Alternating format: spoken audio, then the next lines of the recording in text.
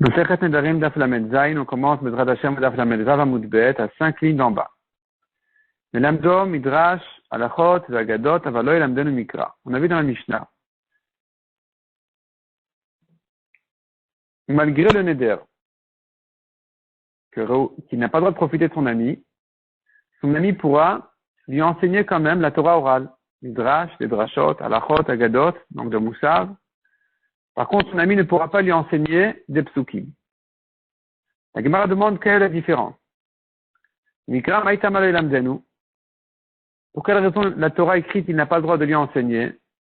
Parce qu'il fait profiter. Il profite de lui. Il n'a pas le droit de profiter de lui, il y a un éder. Et en lui enseignant des psukim, il se trouve qu'il profite de lui. Et quel est le profit?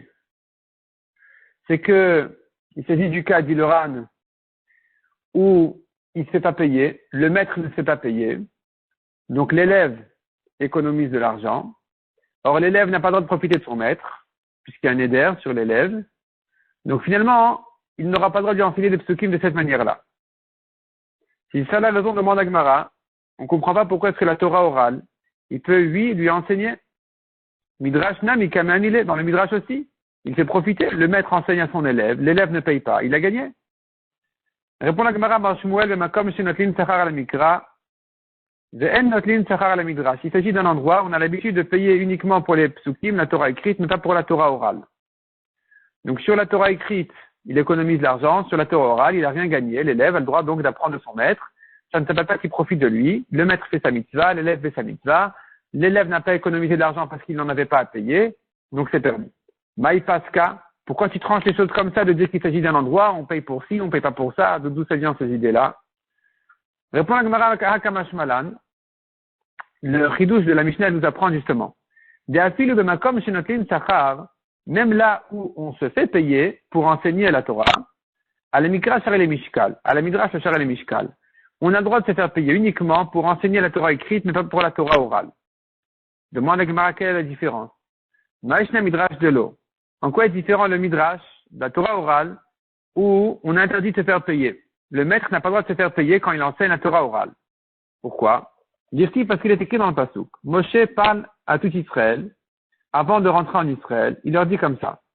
V'otitiva Hashem beta'i, l'elamed etrem.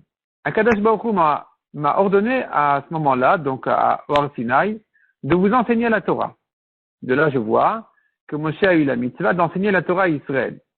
Uktiv, et il leur dit, Re'el imati etrem, chukim mishpatim kashat tivani Hashem Elokai. Regarde, vois que je vous ai effectivement enseigné les lois de la Torah comme ce qu'Hashem m'a ordonné. Qu'est-ce qu'il veut leur dire par là? Regarde ce que je vous ai fait. Moi, je vous ai enseigné gratuitement. C'est ce qu'Hashem m'a dit de faire. Donc, ma'ani bechinam, afatem nani bechinam. De même que moi, je vous ai enseigné gratuitement, vous aussi devez enseigner à vos élèves gratuitement la Torah. Ou bien, deuxième explication, de même que moi j'ai appris d'Hachem gratuitement, parce que j'ai pas payé à Hachem, vous aussi, vous avez appris de moi gratuitement, donc faites comme moi, la Torah doit s'enseigner gratuitement. Si c'est ça la raison, demande la Gemara, Mikranami bechinam, pour cette même raison, on devrait interdire de se faire payer pour enseigner les psukim, la Torah écrite aussi. Donc pourquoi est-ce qu'on a dit pour la Torah écrite on paye, pour la Torah orale on paye pas? Répond la Gemara, deux réponses. Rav Amar Schar Shimon. Il fait payer parce que le maître, quand il enseigne, finalement, il surveille, il garde les élèves. Donc en fait, la paye ne se rapporte pas sur le cours. Il ne se fait pas payer parce qu'il a enseigné, il se fait payer uniquement parce qu'il surveille les enfants qui ne fassent pas les bêtises. Des Rabbi Yochanan Amar, Rabbi Yochanan dit non, on n'a pas besoin d'en arriver là. On peut dire le professeur, le maître peut se faire payer, même pour l'enseignement, même pour les cours, parce que quand il s'agit de la Torah écrite, eh bien, la Torah écrite n'est pas complètement minatora. Les psukim sont minatora, les mots sont minatora, mais le partage des psukim et le chant des ta'amim, ça, c'est pas minatora. Donc, quand il enseigne la Torah écrite avec les chants des ta'amim, il y a ici une partie qui n'est pas midoraita, qui sont les ta'amim, d'après Rabbi Yochanan, c'est pas minatora. Donc, le maître peut se faire payer pour ça. Selon Rav, les ta'amim, c'est aussi minatora. Donc ça aussi, c'était enseigné à la Chal Moshe Mishinai. Ça fait partie donc de la Torah. non seulement le contenu des psukim, mais même la manière de les chanter, de les partager, tout ça c'est Minatora. Et donc, selon Rav, on ne peut pas se faire payer pour ça. C'est pour ça que Rav a dû arriver à la raison de Schar Shimour. Il se fait payer parce qu'il garde les enfants. Mais Rabbi Yochanan qui dit non. Et Rabbi Yochanan il dit c'est pas la peine d'en arriver là. On peut dire il se fait payer parce qu'il leur a enseigné les Ta'amim. Lui, il pense que les Ta'amim c'est pas Minatora. Nan, la Gemara reprend de la Mishnah, on a vu. Lo yelamden mikra. Il n'a pas le droit d'y enseigner les psukim. Bishlam aleman damar schar pisuk ta'amim. Je comprends selon Rabbi Yochanan, qui dit qu'il se fait payer en général pour les Ta'amim. Haïnu de lo yelamden. C'est pour ça qu'il n'a pas le droit d'y enseigner. La Gemara comprend. Il s'agit de deux adultes, le maître, l'élève. L'élève n'a pas besoin d'être surveillé par le maître parce qu'il est adulte en général. Et donc, s'il y a eu un éder entre eux, l'élève ne pourra pas apprendre de son maître les psukim parce que il aurait dû lui payer pour les ta'amim. Et donc, puisqu'il ne paye pas, finalement, il profite de lui. Et là, les mandamar srar shimour. Mais si tu dis que, comme Rav, que la raison pour laquelle le maître se fait payer pour les psukim, c'est pas parce qu'il enseigne, mais parce qu'il garde les enfants, gadol bar shimouru. Est-ce qu'un adulte doit être surveillé par son maître? C'est pas la peine de le garder. Donc, le maître, si c'est comme ça, l'élève n'avait pas payé son maître. S'il n'avait pas payé son maître, alors, pour quelle raison le maître ne peut pas lui enseigner les psukim? Quel est le problème? Répond la Gemara. Bekatan. Bekatan katani. Notre Mishnah parle d'un enfant. C'est-à-dire, le maître a fait un éder sur l'enfant, où il a interdit à l'enfant de profiter de lui. Le maître n'aura pas le droit d'enseigner à l'enfant des psukim gratuitement, parce que le maître mérite d'être payé parce qu'il garde l'enfant. Or, l'enfant ici, il est gardé gratuitement, il est surveillé gratuitement, donc finalement, il y a ici un profit qui sera interdit. Demande la Gemara Bekatan, et Masefa, s'il s'agit d'un enfant, comment tu comprends la suite de la Mishnah qui dit Aval melamed et banav mikra. Mais il enseigne les psukim à ses enfants. Katan barbanimu. Si tu me dis que celui qui est en éder, c'est un enfant lui-même, peut-il avoir lui-même des enfants? C'est pas possible.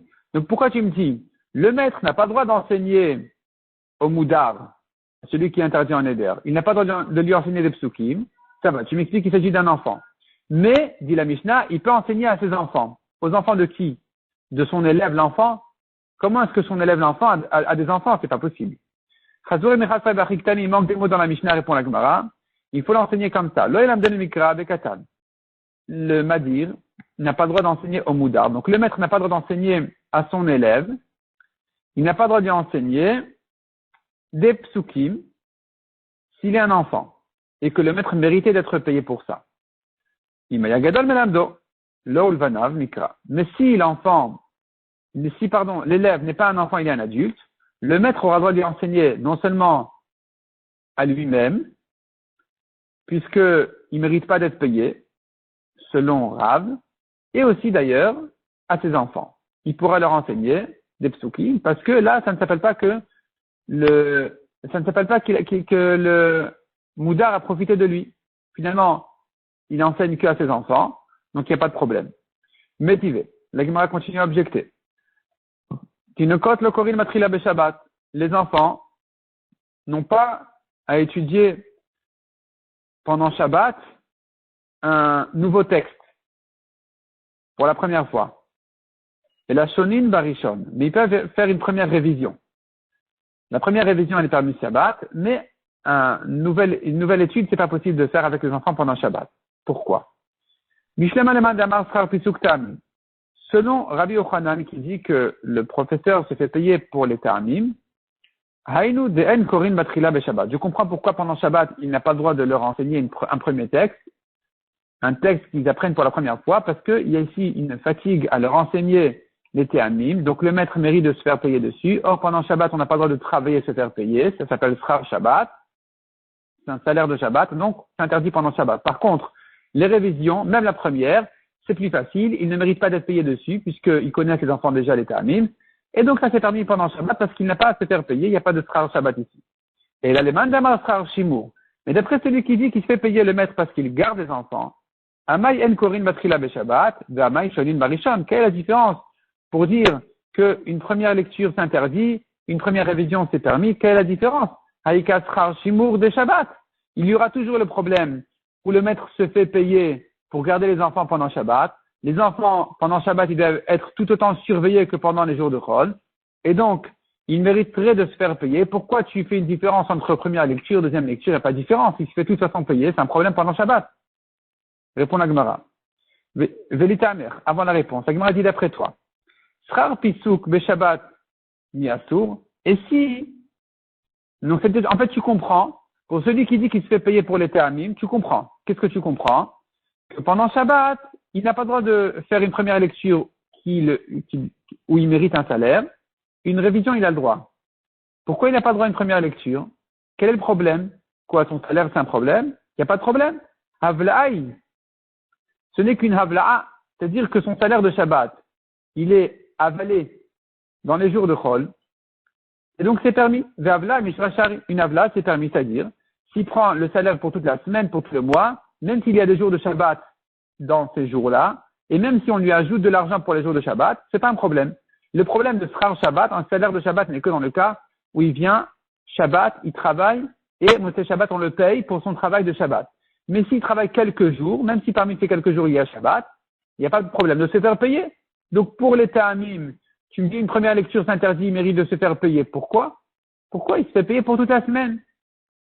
Si c'est ça la raison, tu devrais lui permettre aussi de garder les enfants Shabbat, comme un jour de Chol. Détania, d'où je sais que Havla c'est permis. On a une braïta qui dit à Sochar et Tapoel Ishmor et Tatinok. Celui qui paye un gardien qui va garder l'enfant. Il faut garder les enfants qui ont été réservés à préparer la vache rousse, il faut les garder qui restent théorim. Il faut les garder qui ne deviennent pas tamés. Ce gardien en question mérite de se faire payer. L'ishmor et Apara, ou bien de garder la vache rousse, l'ishmor et Azraïm, ou bien de garder l'orge du Korban à Omer, donc de l'offrande du Omer. En notnin lo schar Shabbat. On ne le paye pas pour Shabbat. Les fichar, donc ce gardien qui n'est pas payé, qui travaille gratuitement Shabbat, les fichar, donc on retourne la page, im avdu et no chayav bachayutan. Si ils se sont perdus, s'il y a eu un problème Shabbat, l'enfant il est devenu tamé, la vache rousse elle a eu un problème, l'orge a été perdue, il n'en est pas responsable puisqu'il n'est pas payé. Et no chayav bachayutan. B'imaya, par contre, s'il était Srir Shabbat, il était employé de toute la semaine, Srir Chodesh, donc Shabbat ici ça veut dire la semaine entière, Srir Chodesh ou bien du mois entier, Srir Shana, Srir Shavua, ou bien de l'année, ou bien Shavua, ça veut dire ici 7 ans. Et donc, il est de manière générale payé pour 7 ans en une fois. Le Srar Shabbat, il peut le payer même pour les jours de Shabbat qui sont inclus dans son salaire. Les Fichach Imavdu Chayav Bachayutam. Donc, il en est responsable s'il y a eu un problème même le jour du Shabbat, puisqu'il est payé dessus, il en est responsable, il est chayav. Donc tu vois qu'on peut payer un maître pour le mois entier, par exemple, même s'il y a les jours de Shabbat inclus dans sa paye. Et là répond la Gemara, Gabé Shabbat Ainuta Maden Korin Matrila. Quelle est la raison pendant Shabbat qu'on ne fait pas une première lecture? Mishum de Yifnu Avaton de Nuke le Mitzvata de Shabta. Une première lecture, on ne fait pas pendant Shabbat de manière à ce que les pères des enfants soient libres pour les mitzvot de Shabbat. C'est-à-dire, voyons le Ran côté droit. De Yifnu, Avaton, de Nuka, les mitzvot de Shabbat, chez Avot Atinokot Ponin, les mitzvot Shabbat, que le père des enfants soit libre pour les mitzvot de Shabbat, ou Mishta Shein Imatinokot, et qu'ils puissent s'amuser avec leurs enfants. Et si les enfants vont faire une première étude, donc c'est une étude dure et sérieuse, le père ne sera pas tranquille de s'amuser avec son enfant pendant Shabbat parce qu'il va craindre le bitul Torah. Il va se dire quoi? Je vais m'amuser avec lui, il perd du temps d'étude. Donc c'est pour ça que pendant Shabbat, on allège l'étude des enfants de manière à ce que le père puisse être avec son enfant et s'amuser avec lui. Ça, c'est une première raison pour laquelle on a interdit une première lecture, une première étude avec les enfants pendant Shabbat. Rien à voir avec le salaire. Deuxièmement, Veibaïtama, si tu veux, deuxième réponse, Mishum de Beshabta Achlin Veshatin, puisque pendant Shabbat, ils mangent et ils boivent plus que d'habitude, Yakir Aleon Alma. Et donc, ils sont plus lourds. Shmuel, comme Shmuel a dit, chaque changement de digestion, c'est un début de maladie de digestion. C'est-à-dire, puisque les enfants ils mangent pendant Shabbat plus que d'habitude, alors ils sont plus lourds et donc ils ont du mal à se concentrer dans une nouvelle étude. C'est pour ça qu'on ne fait que des révisions pendant Shabbat. Et donc finalement, on n'a pas ici de problème avec cette halakha qui dit une première révision, oui, une première lecture, étude, interdit. La Gemara dit, tu n'as pas à tirer de là une preuve par rapport au salaire, ça n'a pas de rapport avec le salaire du maître. Demande la Gemara Ulman d'Amar Schar Pisuk Te'amim. D'après celui qui dit que le maître, il est payé pour les Te'amim. Maïta Amal Amar Schar Shimur. Pour quelle raison il ne dit pas qu'il est payé pour garder les enfants? Répond la Gemara Kassavar Banot Mika Bayan Shimur. Il te dira, est-ce que des filles doivent être gardées? C'est-à-dire, dans notre Mishnah, on comprend que même quand on enseigne la Torah écrite aux filles, c'est un problème quand il y a eu un éder. Parce qu'il mérite de se faire payer, et s'il ne se fait pas payer, alors l'élève, elle gagne de l'argent, elle économise de l'argent, or il y a un éder sur l'élève. La Gemara dit, mais s'il s'agit de filles, si tu me dis que le salaire n'est donné que pour surveiller les enfants, est-ce qu'il faut surveiller des filles? Est-ce qu'il faut les garder? Elles n'ont pas l'habitude de sortir. C'est pas comme les garçons. Les garçons, il faut les garder. Les filles, non. Ils ne méritent pas un salaire pour garder les filles. Donc, puisque tu me dis que tout le salaire du maître n'est que pour avoir gardé les enfants, alors je ne comprends pas la différence entre Torah écrite et Torah orale. C'est-à-dire, pourquoi est-ce que tu m'interdis d'enseigner la Torah écrite aux enfants? Il n'y a pas de raison il n'y a pas de raison de lui interdire d'enseigner la Torah écrite même gratuitement, parce que de toute façon, l'élève ne gagne pas de l'argent grâce à ça, parce qu'elle n'a pas besoin de le payer, il n'y a rien à payer. Or, la Mishnah n'a pas distingué entre filles et garçons. Il faut dire donc que la différence entre écrite et orale, c'est pas une question de garde, c'est une question plutôt de théamim. Donc, les théamim, ils méritent de se faire payer, peu importe s'il apprend, il enseigne à une fille ou à un garçon. Et donc, puisqu'il mérite d'être payé, ça sera interdit de lui enseigner la Torah écrite. Mais la Torah orale, c'est permis. Le Ran a une autre version dans la Gemara. S'il ne parle pas finalement des filles, si c'est pas une question de filles, c'était plutôt pour dire un adulte. Un adulte n'a pas besoin d'être regardé, donc pourquoi est-ce que dans un cas d'adulte, tu me dis qu'il n'a pas le droit de lui enseigner la Torah écrite? Il mérite pas de salaire, donc il n'y a pas de problème de lui enseigner non plus. Et c'est pour ça qu'il préfère la raison de Théamim.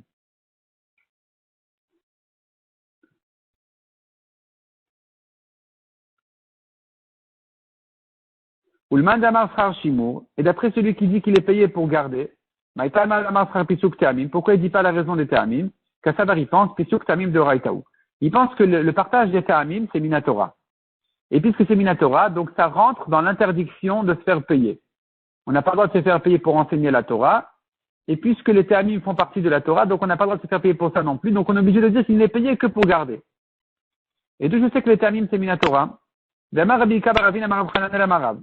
Maïdirtiv, que dit le Pasuk? Il est écrit à propos de Ezra Sofer. Ils ont lu dans le livre de la Torah d'Hachem, Meforash, Vesam Sechel, Veyavin Bamikra. Qu'est-ce que ça veut dire ces choses-là? La Gemara explique. Donc ils ont lu le livre le Sefer Torah, le livre de la Torah d'Hachem. Zemikra, c'est les psukim. Donc avec Ezra, ils ont lu les psukim. Meforash, qu'est-ce que ça veut dire Meforash? Expliquer. Zetargum, c'est la traduction. La traduction a été donnée du temps de Ezra déjà, et donc il leur a donné la traduction des psukim. Vesom Sechel, qu'est-ce que ça veut dire Som Sechel? Elu Apsukim.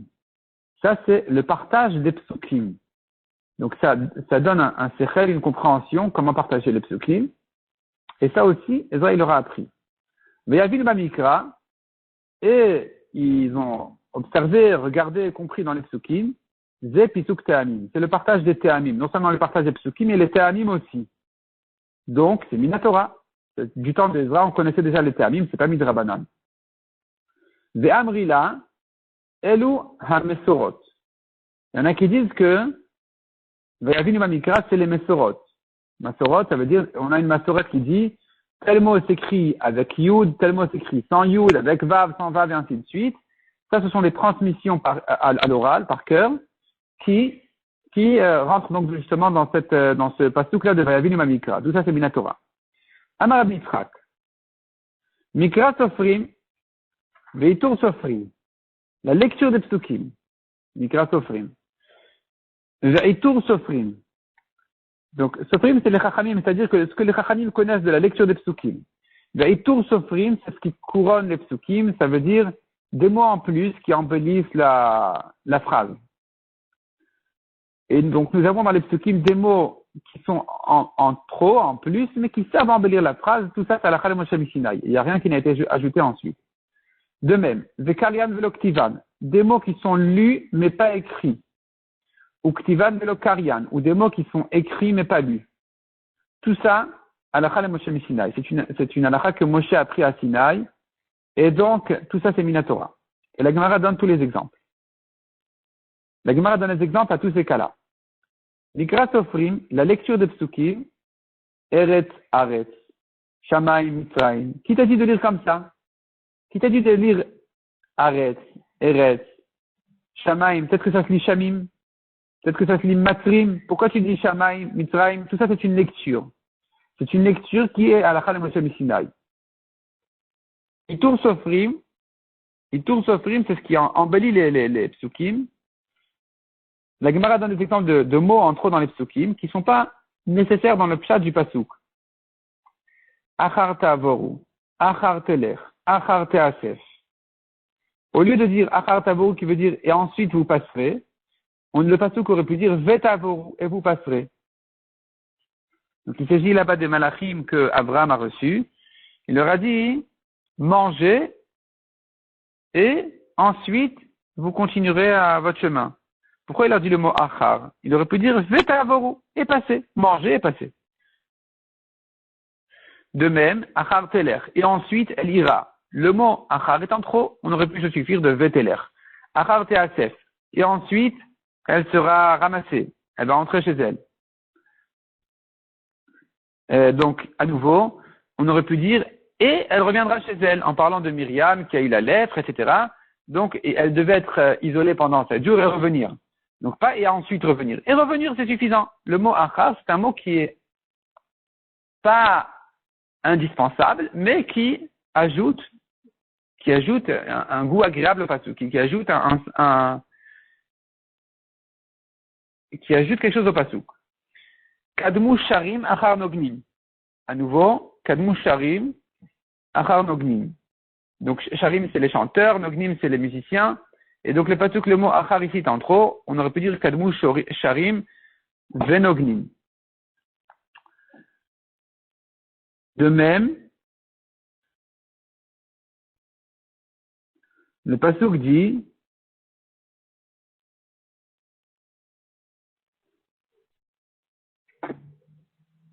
Tidkatra keharere el.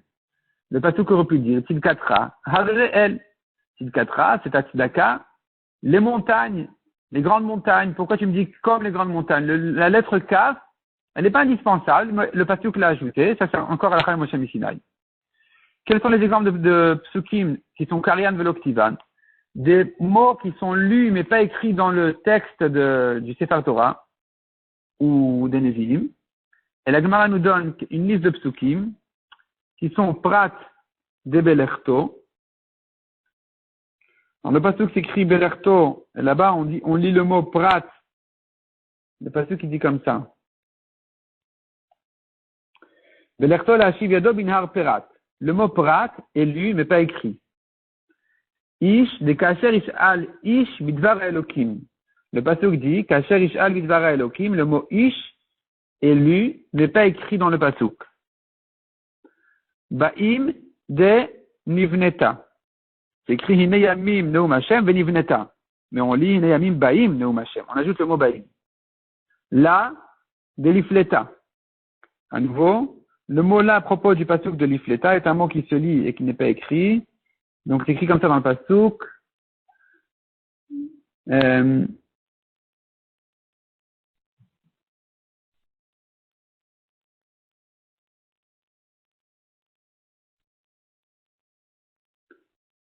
Le pasuk dit Al Yehi Peleta. Et on lit Al Yehi La Peleta. Donc il y a un mot là en plus. Et de Hugad Hugad. C'est écrit à propos de Ruth et Boaz, c'est écrit Vaya an Boaz Vayomer la. Hugad Hugad li. Kolacher asit et Hamoter. Le mot et se lit, mais n'est pas écrit. Les Mefarshim disent ici que dans nos psukim à nous, on voit que c'est un mot qui est écrit aussi.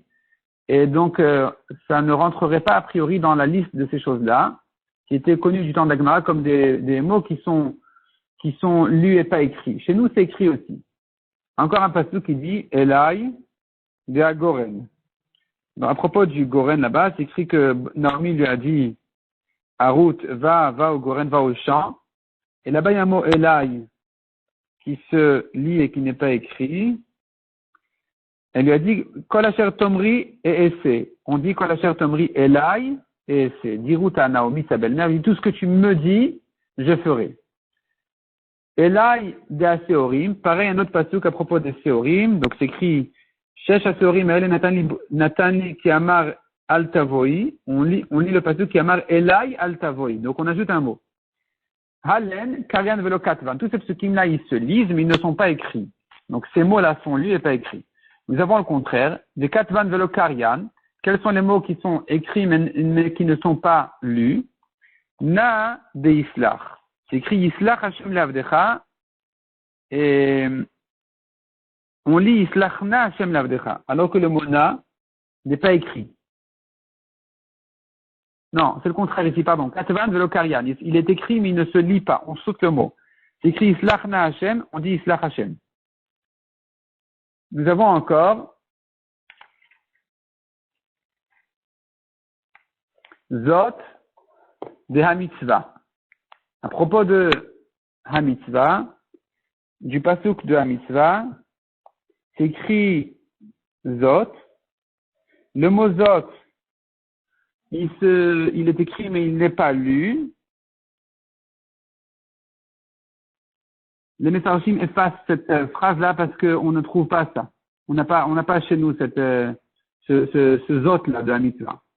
Nous avons encore un pasuk qui dit Yidror de Adorer. À propos du pasuk qui dit Adorer, c'est écrit là-bas un Yidror qui est écrit et qui ne se lit pas. Là-bas c'est écrit El Yidror Adorer Kashto. On ne lit qu'un des deux. On ne lit que le premier, le deuxième n'est pas lu. Chamesh de Peat Negev. À nouveau un pasuk où c'est écrit là-bas Chamesh. Ufat Negev Chamesh Meot. On ne lit qu'une seule fois Chamesh. Ufat Negev Chamesh Meot. Le deuxième ne se lit pas. Im de Chigoel. Toujours on revient à Ruth. Dans Ruth aussi c'est écrit le mot Im, et il ne se lit pas. Le pasuk dit, Ki omnam ki im goel anochi. On dit ki goel anochi, on sait le mot im. Halen katvan velo karian, tous ces psukim-là sont des mots qui sont écrits et qui ne se lisent pas.